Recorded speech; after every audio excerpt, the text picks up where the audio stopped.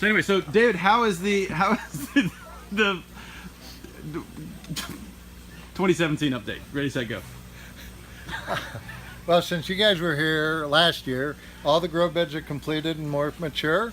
We've moved beyond just growing lettuce to where we're now growing more advanced foods that take higher nutrients. We had to wait that year for the nutrients, or for the bacteria to develop more maturely so they could eat up more of the fish waste. We've done 3 supplemental stockings of fish to bring up the amount of fish waste so we could grow more intense food. This system will support up to 550 pounds of live fish. And how many do you think you have in there? We're probably up to maybe a couple of 100 pounds. Okay. And a variety of species. Goldfish, koi, catfish, and bluegill. And as I said, all the grow beds are now in good production. Last year we had cucumbers that trellised up to the top of the higher arch in the covering. We've grown okra in the system. We've now got mustard greens, Swiss chard. We had tomatoes that literally grew out of the bed all the way to the ground and produced tons of tomatoes. We lost a half a bushel of tomatoes when the first freeze hit us in December. We've got nasturtium, which is edible flowers that have gone really good. We've got mint that grows like crazy.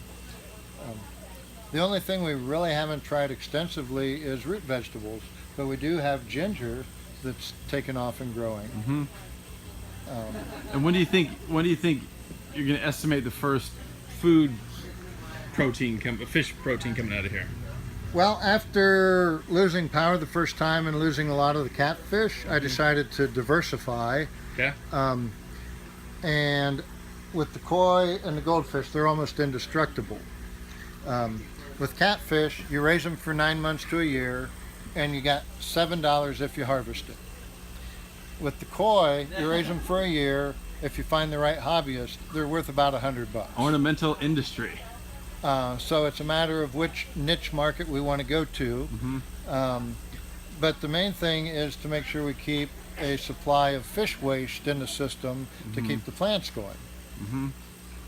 So I've looked at that as kind of like our other animals. They're a source of fertilizer more than they are a source of edible fish. Okay, cool.